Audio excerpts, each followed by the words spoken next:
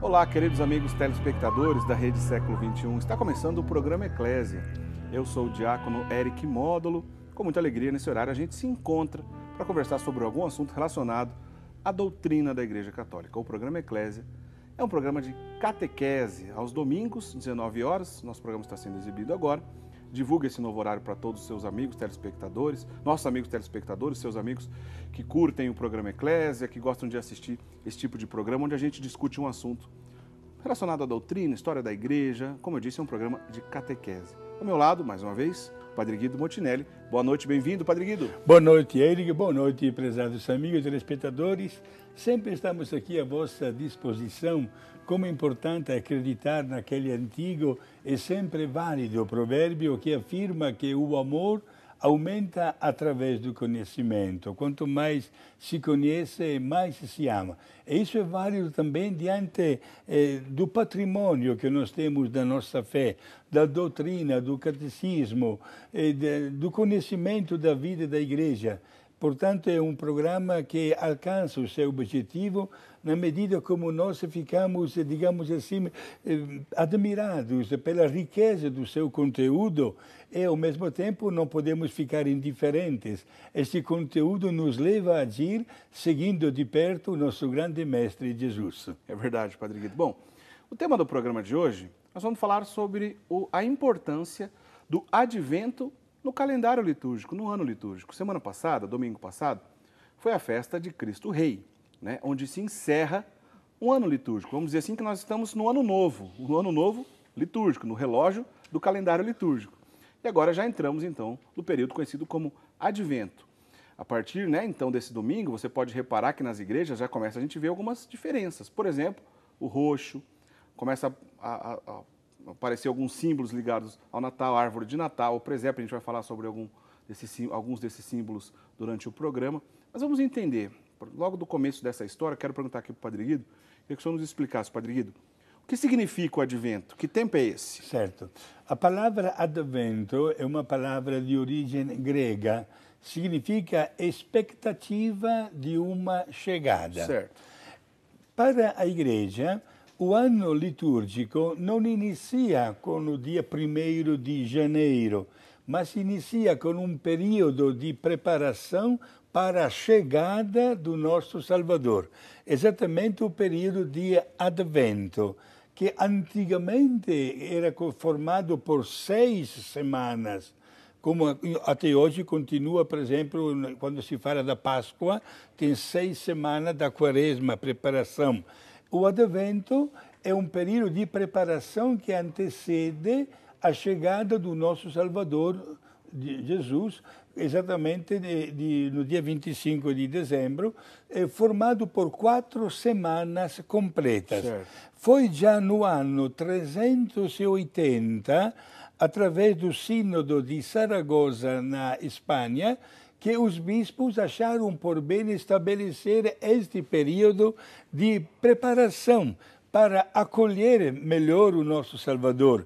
Exatamente porque, no que está escrito no Evangelho de Mateus e também de Lucas, a acolhida que o mundo reservou para o nosso Salvador não foi das melhores. É verdade. E, portanto, para preparar as pessoas, não somente para celebrar uma passagem de aniversário, mas como se Jesus estivesse chegando nos nossos dias, todos nós precisamos fazer algo para que ele se sinta mais à vontade e, sobretudo, para que tantas famílias possam abrir as suas portas para acolher Maria e José, né? É verdade, Padre Guido. Porque naquela época está registrado, lamentamos, mas está registrado no Evangelho, ninguém quis abrir as portas de casa e Jesus acabou nascendo numa manjedoura. Ô, Padre Guido, como o senhor bem explicou, então é um costume bem antigo, no ano 380, um sínodo lá na Espanha, em Zaragoza.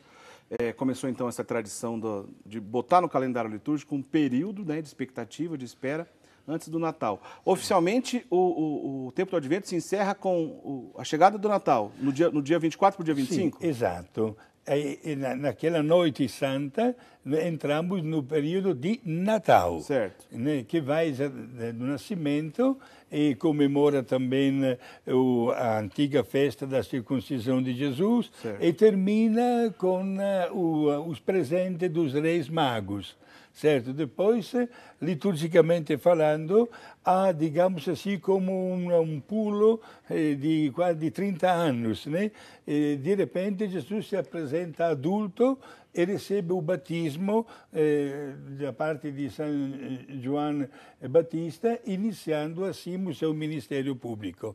Portanto, são aquelas semanas do final do ano que nos fazem viver e vibrar de alegria pelo nascimento do nosso Salvador. Agora, Padre Guido, até disse agora há pouco, né, que a gente começa a ver algumas diferenças nas nossas igrejas durante esse período. Vamos conversar sobre alguns dos símbolos que a gente vê. Daqui a pouco o senhor explica para a gente o que é a coroa do advento. Vamos falar também sobre o presépio. Mas o roxo aparece na liturgia, né? O roxo, com exceção do Domingo Gaudete. Sim. Depois o senhor explica para a gente isso aí, o que é. Mas em relação ao roxo, o que eu ia perguntar para o senhor é o seguinte. Assim, também o roxo também a gente se encontra na quaresma.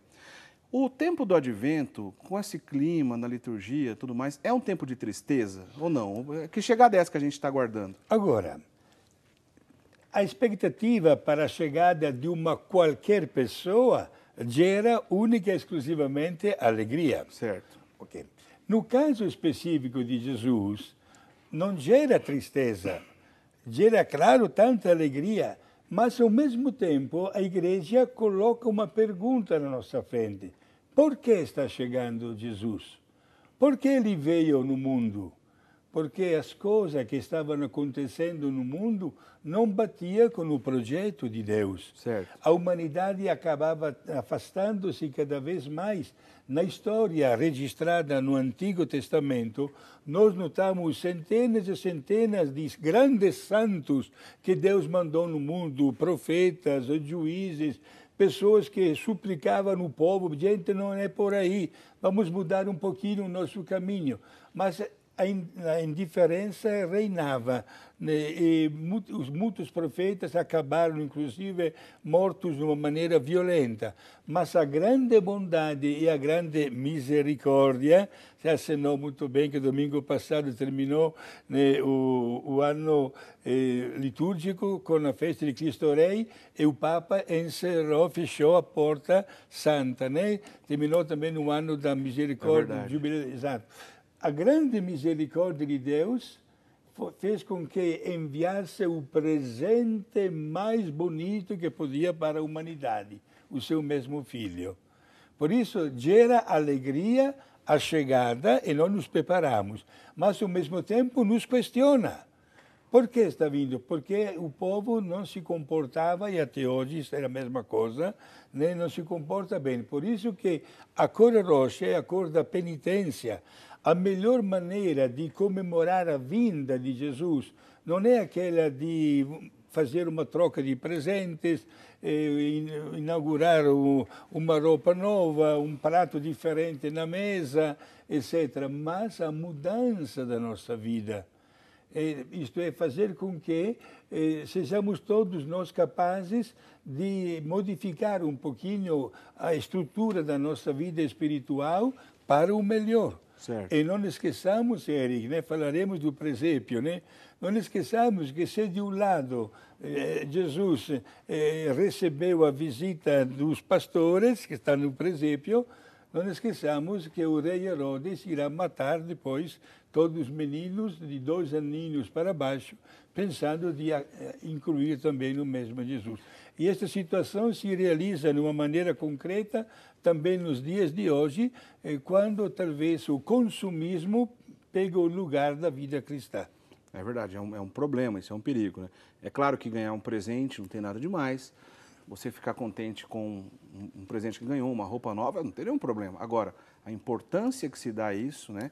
Ou tirar o culto correto ao nosso Senhor Jesus Cristo, ao menino que nasce, etc., e substituir por essas coisas fúteis? Não, claro que não, aí não temos um problema. Agora, eu falei correto aqui, Padre Guido? Tem uma exceção mesmo? Na quaresma ou no período do advento, que usa roxo, existem essas exceções de domingo que tem o róseo, como o gaudete que eu estava dizendo? Exato. Gaudete é uma palavra latina que significa alegrai-vos. Certo. É exatamente o terceiro domingo do advento, onde os sacerdotes, inclusive, podem usar os paramentos cor rosa. Certo. Ed è chamado em língua latina gaudete, alegrai-vos.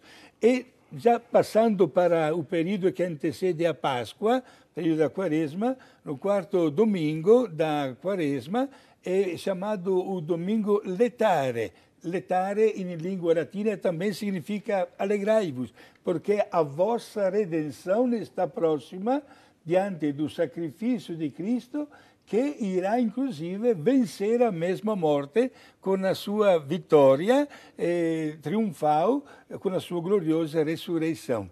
Por isso, a Igreja estimula a vibrar de alegria por esses dois grandes eventos que marcam a história da nossa redenção. É por isso que a liturgia, então, substitui o roxo pelo róseo, Rosa, né? sim. Muito bem. Ô, Padre Guido, agora o senhor poderia destacar para a gente, o Advento permite que se destaque algumas figuras, sejam bíblicas ou históricas, relacionadas ao próprio Advento? Sim. Por exemplo, no Antigo Testamento, nós temos o profeta Isaías. O profeta Isaías, o maior dos profetas, o livro dele é de 66 capítulos.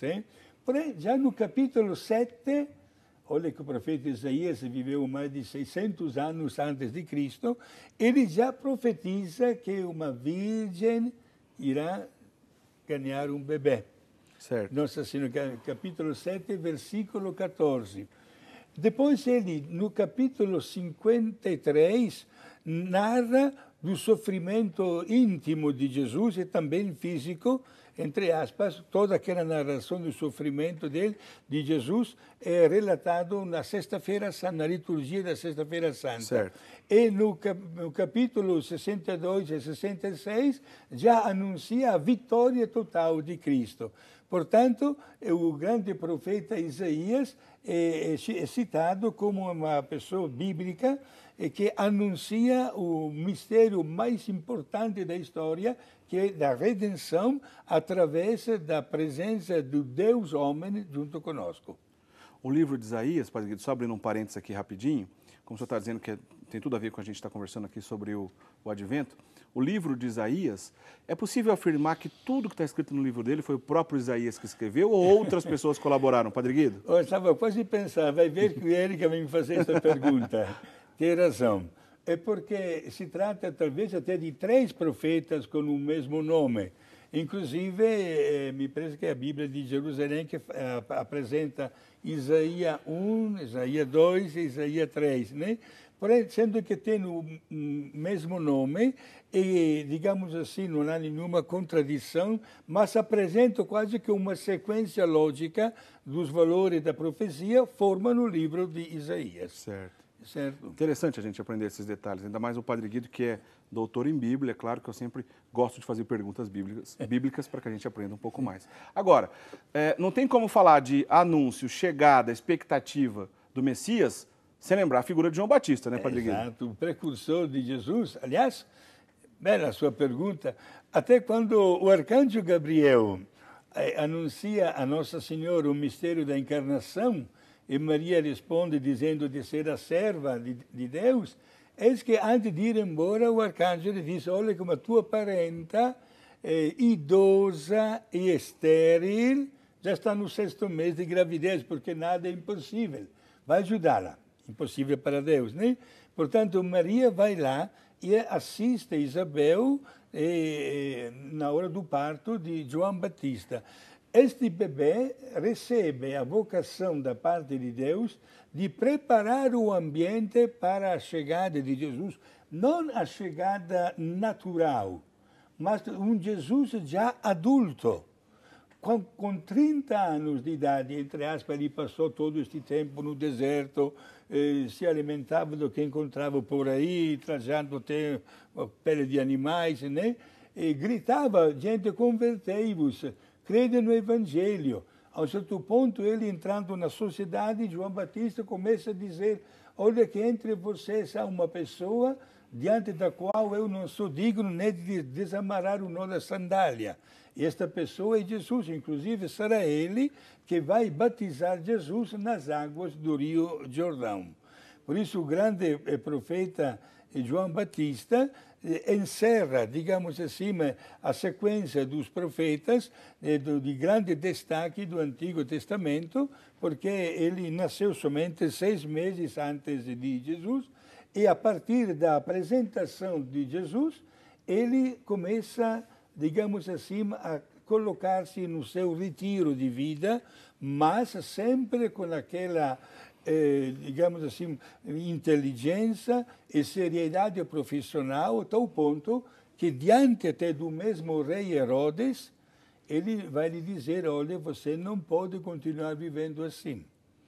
Você está tendo um amante por aí, ele, em poucas palavras, perderá a vida, será degolado poucos meses depois, devido a esta acusação fundada e verdadeira diante do rei Herodes, né? Foi grande mártir, primeiro grande mártir da história da cristandade. Pois é, né? Não tem como falar de anúncio, de espera, expectativa da vinda do Messias, sem lembrar da figura de João Batista. O senhor destacaria algum outro personagem bíblico, Padre Guido? Sim, José.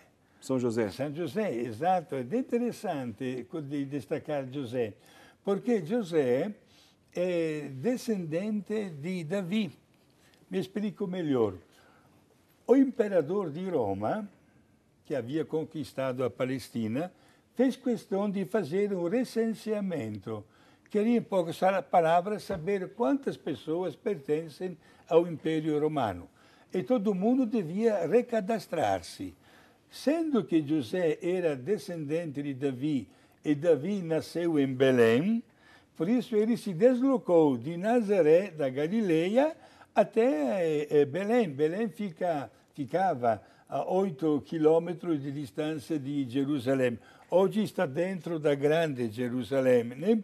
E foi lá para registrar-se, exatamente obedecendo a ordem que tinha vindo do imperador de Roma, né? Certo. E, portanto, isto é importante porque, diante da lei, José resulta como o pai jurídico de Jesus. Certo. E isso faz com que Jesus um dia seja chamado filho de Davi.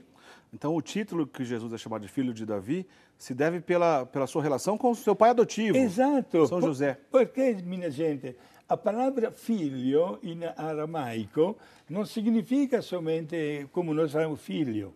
Significa também parente íntimo, tio da mesma cidade, descendente de uma família do mesmo país. Certo. Porque entre José e também Jesus com David temos mais de 600 anos de distância, mas é descendente legítimo.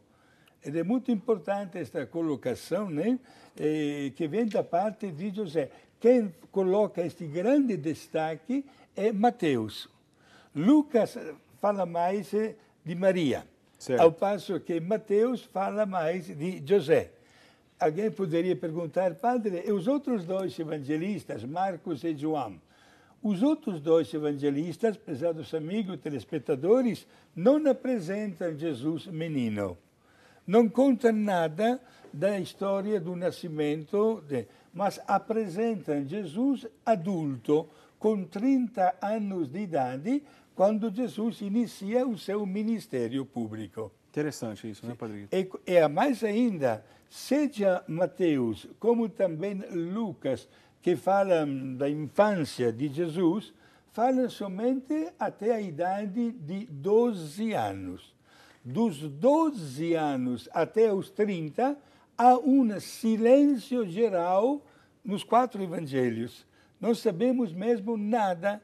Interessante que Mateus fala: Jesus crescia fisicamente, com a sua inteligência, submisso aos seus pais, preparando-se para o seu ministério. Padre Guido, a gente já disse no primeiro bloco, estamos no ano novo, Padre Guido? Está certo dizer assim? Sim, liturgicamente falando, sim. Ano novo litúrgico. Liturgicamente, sim, né? O ano solar inicia dia 1º de janeiro, mas para a igreja inicia com um período de 4 semanas completas, que às vezes são quase 5, às vezes, né? Que antecedem a solenidade fixa durante o ano do Santo Natal. Repito esta palavra fixa, porque não todas as datas também litúrgicas são fixas. Né? Por exemplo, nós sabemos que a festa, a solenidade do ano que, digamos assim, é a mais importante, não é o nascimento de Cristo, mas a vitória de Jesus sobre a morte, a Páscoa. E a Páscoa segue rigorosamente o calendário da lua cheia de março, que pode ser a partir do dia 26 de março até o dia 22 de abril. Chamado equinócio, né, Padre Guido? O equinócio é aquele dia que o dia tem 12 horas, e a noite também tem 12 horas. Geralmente é 22 ou 23 de abril. E a lua cheia que acontece após o equinócio é que nós vamos começar a contar para saber a data da Páscoa, e aí vai o resto do ano litúrgico, né, Padre Guido? Perfeito. Muito bem, mas Cristo Rei sempre encerra o ano litúrgico, a festa de Cristo Rei. Sim. A última solenidade do ano é dedicada a Jesus Cristo com o título de Rei, certo. Rei do Universo. Foi o Papa Pio XII que instituiu essa festa? Pio XI, aliás, que instituiu essa festa, não Sim, foi? Foi. Pio XI. Foi Papa Pio XI, ele instituiu esta solenidade e, inclusive, dando, digamos assim, uma grande força, como já explicamos nos últimos programas, aos nossos irmãos do México, que estavam passando por um período muito triste na sua história cristã, devido às perseguições do governo contra a Igreja Católica, né? E o que sustentava a força de milhões de mexicanos era exatamente o grande amor a Jesus com este título, Jesus Cristo Rei. Olha só, se você perdeu esse programa que o Padre Guido está comentando aqui, acesse o nosso site, o portal da Rede Século XXI, rs21.com.br/eclésia, né? Você vai encontrar lá toda a série de nossos programas. O programa que fizemos falando sobre a cristiada, né? O testemunho dos cristeiros, onde nós falamos também sobre o beato, o adolescente que foi recentemente canonizado, já era beato, foi canonizado pelo Papa Francisco, São José Sanches del Rio. Interessante esse programa, está lá no nosso site, já aqui no nosso cenário novo, né? Quando nós estreamos aqui o nosso cenário novo. Ô Padre Guido, sim, voltando aqui ao nosso assunto advento, existe algum tipo de advento fora da Igreja Católica, vamos dizer assim? Sim. Todas as igrejas protestantes cristãs protestantes mantêm esta bela tradição da preparação para a chegada de Jesus. Certo. Isso aqui, sim. Às vezes com um período de preparação um pouco diferente, né?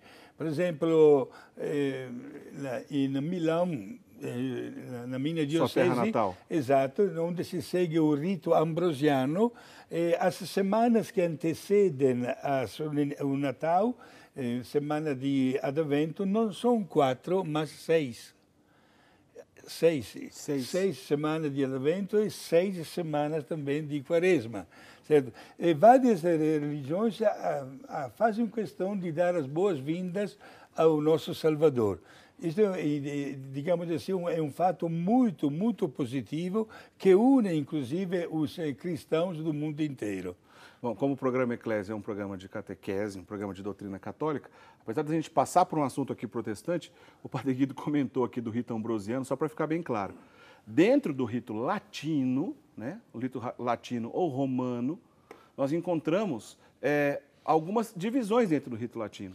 Por exemplo, não é bem divisões, algumas tradições, melhor dizendo, dentro do rito latino. O ambrosiano é uma delas. Na Diocese de Milão, que o Padre Guido vem de origem, lá o rito local é o rito ambrosiano, de Santo Ambrósio. Santo Ambrósio que foi mestre de Santo Agostinho.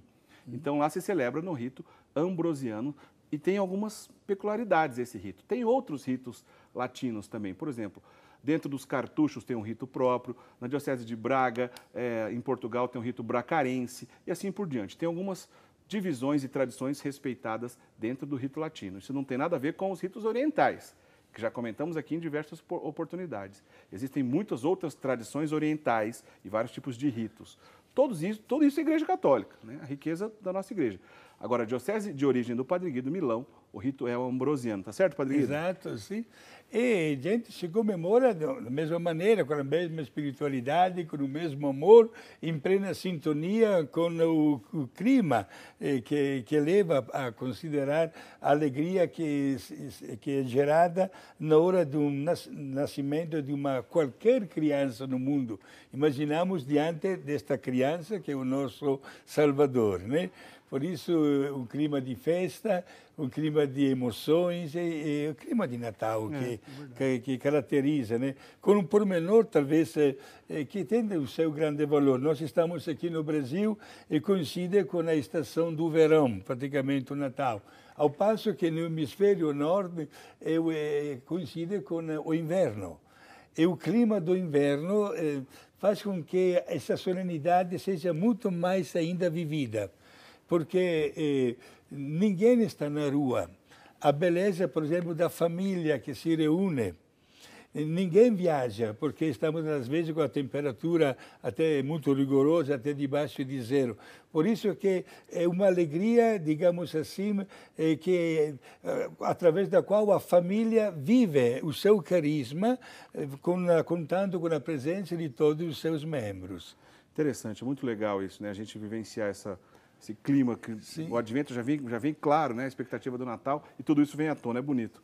Ô, Padre Guido, agora... O Concílio de Trento, e algumas religiões protestantes não acharam por bem reconciliar-se com a Igreja Católica, mas partiram para o seu setor, para o seu destino, porém mantendo, é claro, como religião, a pessoa importante é Cristo, né?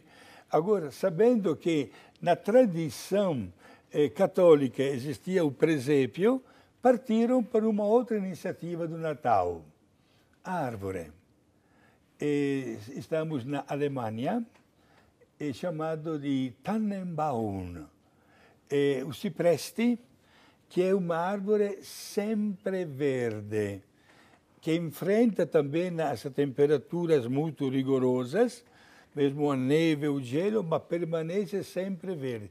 E com as ramas verdes desta árvore, geralmente, os protestantes iniciaram a tradição da coroa do Advento.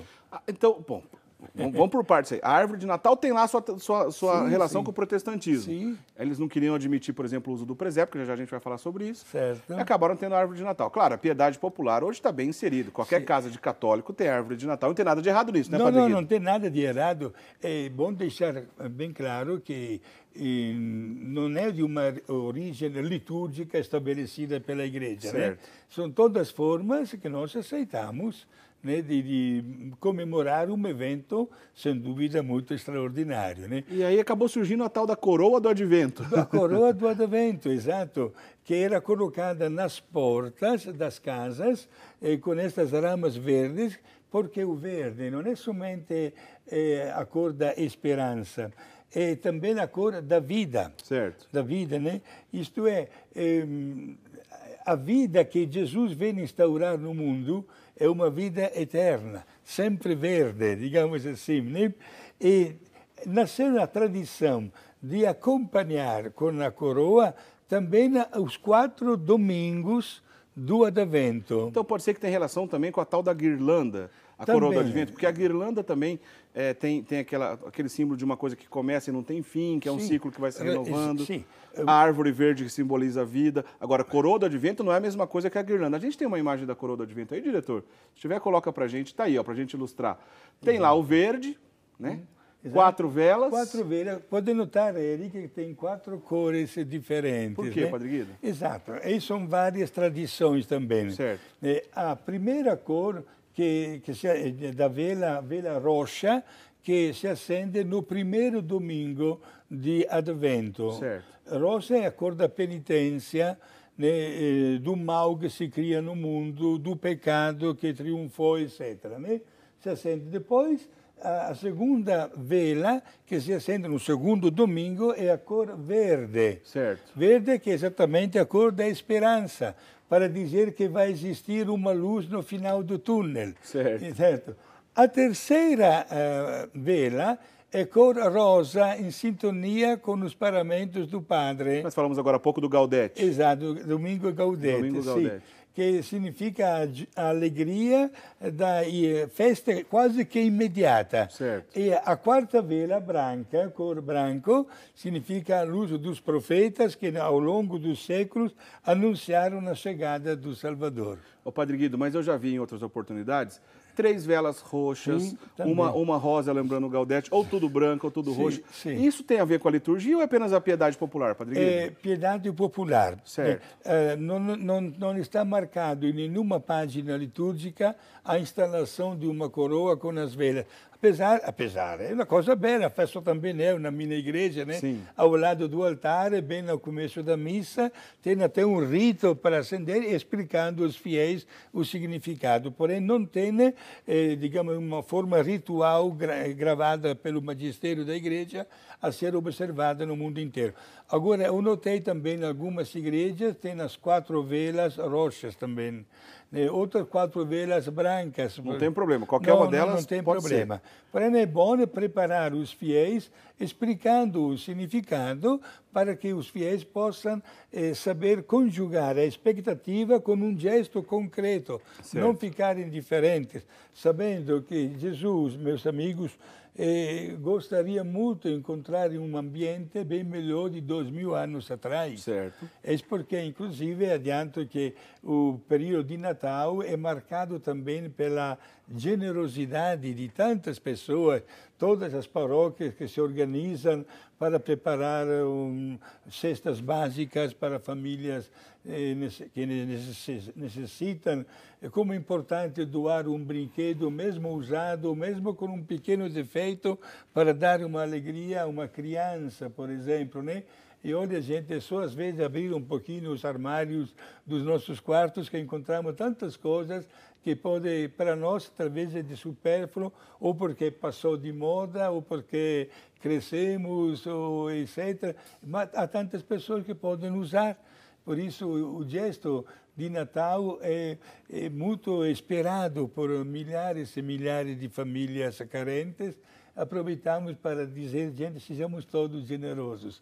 Tudo que se faz para a glória de Deus tem a sua recompensa. Como é bom saber que no dia de Natal uma família está comendo um pouco diferente graças à generosidade que saiu do meu coração ou da minha família. Muito bem lembrado, Padre Guido, está certo, muito bem lembrado.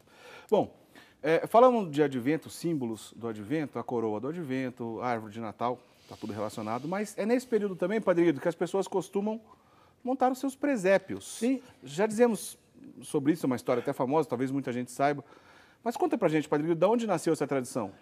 Gente, foi São Francisco de Assis, exatamente no ano 1223. O que ele criou na sua cabeça? A uns 5 quilômetros de distância da cidade de Assis, encontra-se hoje uma grandiosa basílica de Santa Maria, chamada dos Anjos. Certo. E dentro desta igreja tem outra igreja, uma dentro da outra, né? Chamada Porciúncula, aquela igrejinha que Francisco restaurou.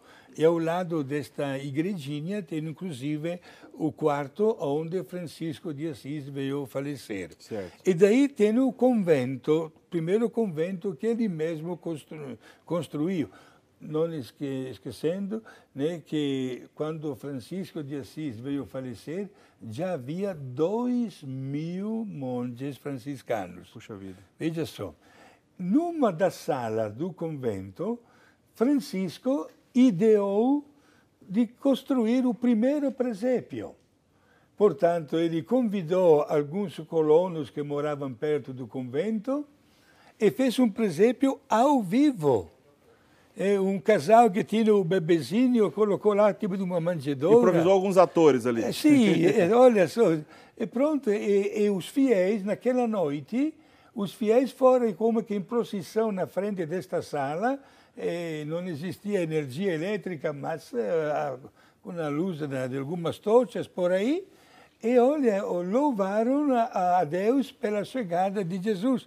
Foi aí que iniciou a tradição do presépio. E tem um pormenor interessante, quero ser sincero para nossos amigos telespectadores, que nem eu sabia, só preparando um pouquinho este programa, e descobri, fiz uma pesquisa.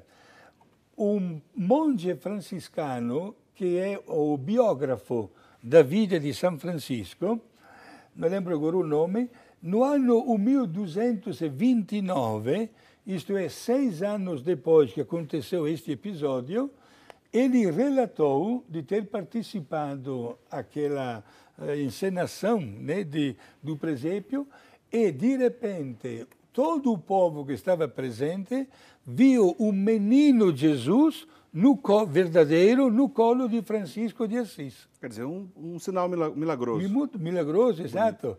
É verdade que na família franciscana não seria o único caso, né? Santo Antônio de Pádua tantas vezes a sua imagem com um menino no Jesus, colo, porque ele apareceu mais de uma vez. Mas resulta desse documento, desta biografia, que também Francisco de Assis recebeu a visão do menino Jesus no colo, naquela noite de Natal. O Padre Guido, durante a nossa conversa aqui, explicando para a gente um monte de curiosidades sobre o tempo do Advento, ele lembrou que na semana passada, que foi festa de Cristo Rei, foi o encerramento do ano extraordinário da misericórdia, né? O Papa Francisco, como sinal desse encerramento do ano extraordinário da misericórdia, fechou as portas lá da Basílica de São Pedro, conhecida como Porta Santa, que são aquelas portas que se abrem a cada 25 anos, quando é proclamado um ano jubileu, né? Um ano de jubileu. Esse foi um ano extraordinário, foi um jubileu extraordinário da misericórdia, fora desse período de 25 anos. Aliás, Padre Guido, tivemos a oportunidade, depois fomos lá gravar uma matéria, né, justamente no domingo da misericórdia, estivemos lá em Roma, passamos na Porta Santa, né, foi uma experiência interessante, na verdade. E mais de uma vez. E mais de uma vez, é verdade. Sim. Agora a Porta Santa se fechou, né, no próximo ano santo ela se abre, e a gente tem uma matéria mostrando tudo isso, como foi, que ocorreu essa celebração bonita. Dá só uma olhada, confere aí. Por quase um ano, a Porta Santa da Basílica de São Pedro foi a mais famosa do Vaticano. E neste domingo foi adornada com centenas de flores para o último dia do jubileu. O Papa orou e agradeceu a Deus pelo jubileu e depois parou por alguns momentos em silêncio em frente à porta. Ao longo deste ano, cerca de 20 milhões de pessoas passaram por ela, pedindo perdão a Deus. A última pessoa a atravessar a porta foi o Papa Francisco, que passou em silêncio e depois a fechou como símbolo da celebração do Jubileu da Misericórdia.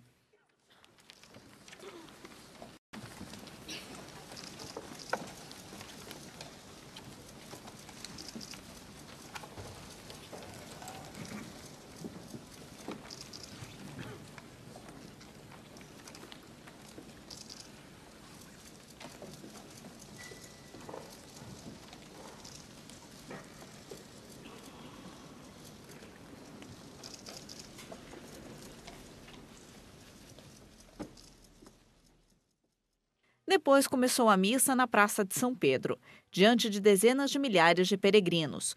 Durante a homilia, o Papa recordou como Deus mostra sua grandeza não com obras espetaculares, mas com um amor que perdoa a todos.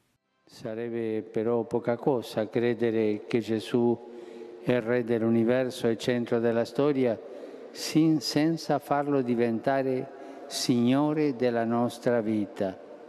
Di fronte alle circostanze della vita o alle nostre attese non realizzate, anche noi possiamo avere la tentazione di prendere le distanze dalla regalità di Gesù, di non accettare fino in fondo lo scandalo del suo amore umile che inquieta il nostro io, che scomoda. O Papa Francisco disse que o jubileu permitiu aos cristãos retornar ao essencial, isso é, imitar Jesus, e o explicou como uma proposta muito específica dirigida a todos. La grazia di non chiudere mai le porte della riconciliazione e del perdono, ma di saper andare oltre il male e le divergenze, aprendo ogni possibile via di speranza. Come Dio crede in noi stessi, infinitamente al di là dei nostri meriti, così anche noi siamo chiamati a diffondere speranza e a dare opportunità agli altri. No final da missa, o Papa assinou uma carta apostólica. É um documento sobre a misericórdia dirigido a todos os católicos do mundo, que ele simbolicamente distribuiu a várias famílias, um casal e 2 pessoas que sofrem de problemas de saúde. Legal, né? Que emoção. pois agora vai demorar alguns anos para a gente ver essa Porta Santa aberta de novo. E aí, Padre Guido, foi muito bonito esse período na igreja, né? Sem dúvida, olha, foi quase um ano, começou no dia 8 de dezembro do ano passado, né? Até a festa de solenidade de Jesus Cristo Rei. E o Papa estabeleceu que em todas as dioceses, não somente as catedrais, mas também algumas outras igrejas, especialmente santuários, tivessem a Porta Santa, Sim. dando a possibilidade a milhões e milhões de pessoas de lucrar, de ganhar a indulgência especial, plenária, aplicável seja para os vivos como também para as almas do purgatório, graças a este poder do magistério da Igreja, né? É interessante, gostaria de sublinhar uma expressão belíssima de Papa Francisco, domingo passado, quando, logo após ter fechado a porta, ele no microfone falou: gente, fechamos a Porta Santa, mas não devemos nunca fechar a porta da misericórdia. Bonito. Isto é, aquele que era o lema, sejais misericordiosos como o Pai é misericordioso, deve tornar-se um estilo de vida do autêntico cristão. Todos nós saboreamos gratuitamente da misericórdia divina, vamos também colocá-la em prática através, sobretudo, do exercício da caridade. Olha como se encaixa bem no período de Advento. É verdade, tudo a ver, né, Padre Guido? Tem tudo a ver. É claro que no decorrer dos nossos programas a gente comenta sobre outras coisas interessantes que andam acontecendo após esse encerramento do Ano Santo da Misericórdia. Tem documento novo do Papa, tem outras regras que a gente vai explicar com calma durante aqui no decorrer dos programas, né? Em resumo, o Papa Francisco manteve algumas autorizações que eram de maneira excepcionais, algumas exceções, agora de maneira permanente, como, por exemplo, qualquer sacerdote pode perdoar uma confissão de alguém que está arrependido do pecado do aborto, né? Sim. Porque antes do Ano da Misericórdia, somente um bispo ou um padre que o bispo designou. Durante o Ano da Misericórdia, o Papa Sim. Francisco liberou para todos os sacerdotes. Isso mantém a partir de agora, né, Padre Guido? Exato, é bom explicar aos nossos amigos que até não muitos anos atrás, este pecado, né, do aborto era reservado para ser absolvido somente à Santa Sé. Certo. Depois o Papa João Paulo II deu autorização para os bispos e os bispos para alguns padres. Agora, a partir já de anteontem, todos os padres do mundo já têm também este poder, né? Isso significa, gente, olha que grande misericórdia de Deus. Portanto, aprendamos em primeiro lugar a nunca abusar, né, claro, da misericórdia divina, mas quando notamos a nossa fraqueza, os nossos deslizes, saibamos sempre recorrer à misericórdia que supera a nossa mesma fraqueza humana. Não esquecendo que, por tão grave que seja o nosso pecado, será sempre inferior à misericórdia de Deus. A Igreja não mudou nada o que pensa sobre o aborto. Continua sendo um crime grave, com pena de excomunhão automática para quem faz. Porém, qualquer sacerdote do mundo todo pode atender um pecador arrependido que, infelizmente, caiu nesse erro. Padre Guido, a gente está chegando no final do nosso programa. Eu queria que o senhor fizesse um comentário, pelo menos para a gente, para como deixasse mesmo uma recomendação para os nossos amigos telespectadores, como viver bem o Advento. Certo. A melhor maneira, gente, é colocarmos nós todos naquela expectativa. Não se trata de enfeitar a nossa casa, faz parte também, né, digamos assim, da nossa maneira, com o presépio, a árvore de Natal, etc. Mas questionamos, por exemplo, como fazer um belo gesto de caridade, como pensar numa família que necessita de alguns recursos a mais, como é importante até fazer algum sacrifício para agradar uma outra pessoa. Como é importante pensar no dia de Natal e talvez dedicar uma hora para visitar um paciente, um doente, etc. Natal é um nascimento novo. Nós não estamos somente comemorando a passagem de aniversário de Jesus, mas estamos comemorando o nascimento dele dentro de nós. E não esqueçamos, gente, qualquer bebê que vem ao mundo é motivo de alegria para aquela família. Certo? Que seja sempre bem-vindo. Todo mundo que, olha, manifesta o seu sorriso, que quer tocar, louva a Deus, parabeniza os pais, etc. Porque é a continuação da vida.